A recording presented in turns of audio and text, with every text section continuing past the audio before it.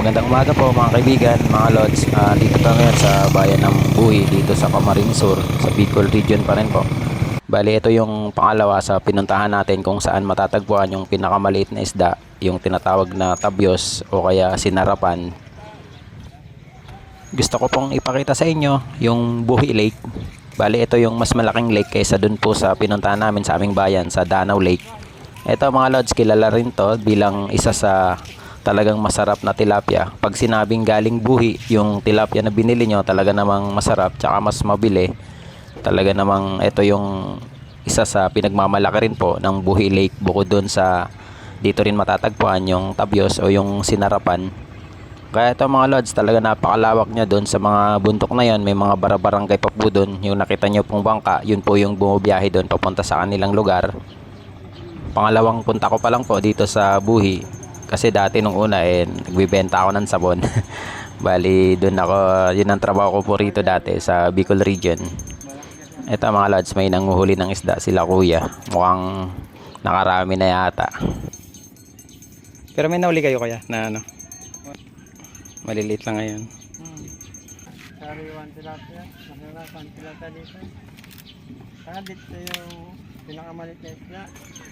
Dito na. Oh. Sinarapan.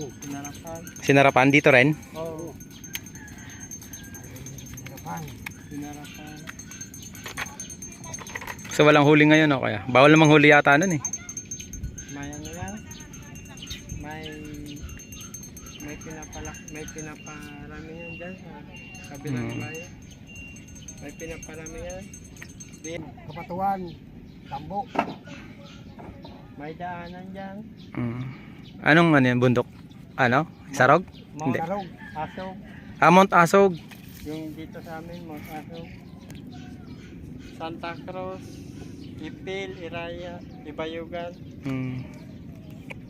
Yan sa kabilang Ibayo. Dun sa... Kabilang barangay lang. Oo. Madaming kabayan dyan.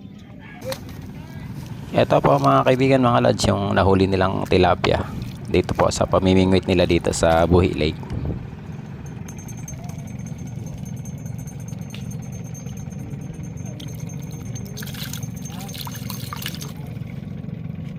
Malaki na rin kaya papunta muna tayo mga kaibigan, mga lods, sa palengke, yung sa kainan nila doon sa karinderya, kasi doon na yung mga kasama ko nag-aantay na sa akin. Gutom na sila kanina pa. Marami po kayong pagpipilan dito ng mga ulam, mura pa at affordable, kaya talaga naman dito na lang kayo kakain kasi wala pa naman po dito na mga fast food. Pero dito solve na po kayo rito. Halos dito naman po kumakain kasi ang dami po rito mapagpipilian at talaga namang masasarap ang mga pagkain nila. Ito mga kaibigan, mga lods, yung bayan ng Buhi. Bali dito sa unahan nandun yung munisipyo, tapos dito sa bandang kanan nandito yung simbahan tsaka yung school. Ito labasan na ng mga estudyante kasi tanghali na. Kaya ito medyo konting traffic lang. Pero hindi naman talaga nagkaka-traffic dito. Konti lang naman. Paglabasan lang ganitong oras mga lods. Kung sakali man po napupunta kayo ng Buhi, bali kung galing kayong Maynila, may diretso naman na bus yung Peltranco papunta rito sa Buhi, o kaya naman galing po ng Iriga City, nandun din po yung sakayan papunta po rito. Pero kami kasi galing kami ng Pulangi, kaya doon na kami dumaan sa aming National Road, doon po sa may Lidong, galing ng bayan, paakit kami ng sa Upland, diretso na to may papunta rito. Ito mga kaibigan, yung Buhi, maganda, malinis, tsaka talaga naman masasarap ang pagkain nila. Kaya kung sakali man napupunta kayo rito, may enjoy nyo yung masarap na mga pagkain tulad ng tilapia na talaga naman pinagmamalaki rito sa bayan ng Buhi. Bukod doon sa tabyos na sinarapan na makikita natin dito, matatagpuan dito, pero sa kasamang palad, yun na naman, hindi na naman natin nakita. Pasensya na po kayo kasi talagang wala. Wala naman ako nakita na nangingisda. Pero may ibang lugar daw dito na talaga naman doon makikita, nagpaparami sila.